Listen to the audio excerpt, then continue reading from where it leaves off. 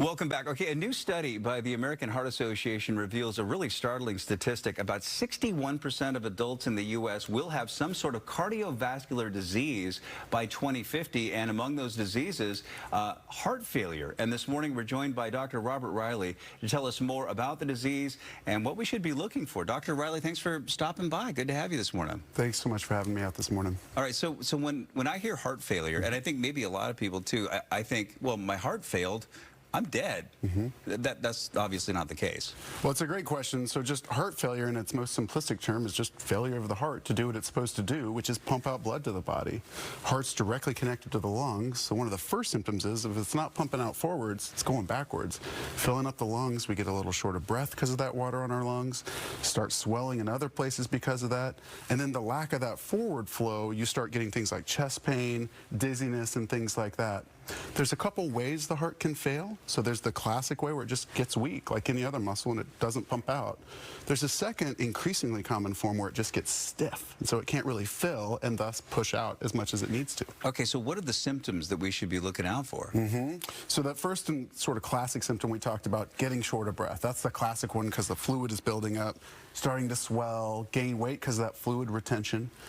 Dizziness, shortness of breath, particularly when you lay down or waking up short of breath, things like that are going to be your classic initial symptoms. Okay, so heart failure was on the decline, I understand, and now those numbers are ticking back up again. Any idea why that is? We saw a decline for a little bit because some of the classic risk factors like tobacco use, high blood pressure, valvular disease, valves are these things in the heart that help the blood go the right way. Those started to decline, but then we had an increase in some other risk factors, things like age, people are living longer, obesity, diabetes, heart blockages. All of these are associated with heart failure as well, and those have really been on the uptick, particularly here in the U.S., so that's where we're seeing an increase in heart failure. Interesting. Okay, so what is the connection between heart failure and a heart attack? If you have heart failure, does that mean you're more likely to have a heart attack or what? Great question. So two distinct entities, you know, heart failure, the heart getting weak, which can be from a lot of different things, including blockages in the artery.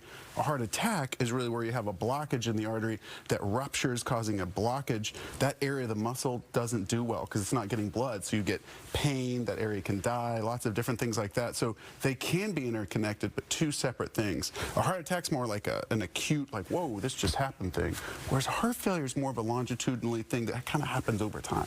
Gotcha. Okay, so what should we be doing to have a healthier heart, preventative measures? So the first and foremost is just controlling a lot of the risk factors for heart failure, like we talked about. So whether that's control of your diabetes, weight loss, control of sleep apnea, blood pressure, all of those things are important.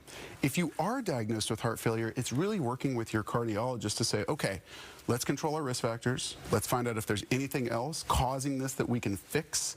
Then there's a series of medications that help the heart heal over time. And really the goal is to try and get the heart as healthy, back to as healthy as it can be, and get the person as functional, feeling as well as they can over time. Okay, so there are some behavioral changes that we've talked about. When should we be heading to the doctor? So I think anytime you start to get any of those symptoms where, you know, first and foremost, hey, you know, I'm exerting myself to a level that I used to be okay at, and now, I don't know, I can't seem to do what I used to do, or boy, my legs are really puffy, or you know, I'm getting really short of breath, my sleep is altered. Those are all sort of flags where you want to go to your regular doctor, who's your quarterback of your sort of health, who says, hey, there's a lot of things that could cause this. Let's go through that. Oh, this might be your heart. Time to get you to the specialist. Dr. Robert Riley, it's always a pleasure to have you. Thanks so much for coming in this morning. Thanks so much for having me. We appreciate you.